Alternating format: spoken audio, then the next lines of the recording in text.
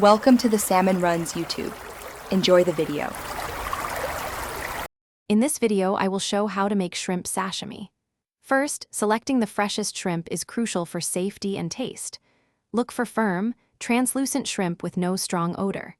Next, prepare an ice bath by filling a bowl with ice and cold water. This will be essential later. Finally, ensure you have a very sharp knife, a clean cutting board, and your desired serving platter ready for the process. Once your shrimp are ready, bring a pot of water to a rolling boil. Submerge the shrimp for only about 30 seconds, just until they turn pink. This quick blanching cooks them minimally while retaining their delicate texture.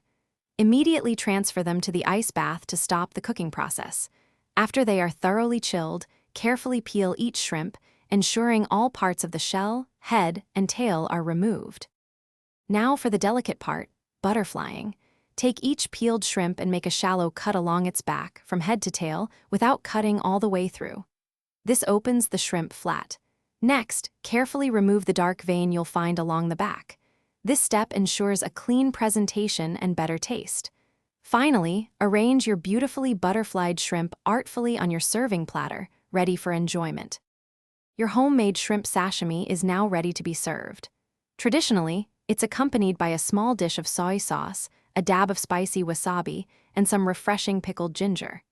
This combination enhances the natural sweetness of the shrimp. Enjoy this elegant and surprisingly simple dish as a fantastic appetizer or a light, satisfying meal.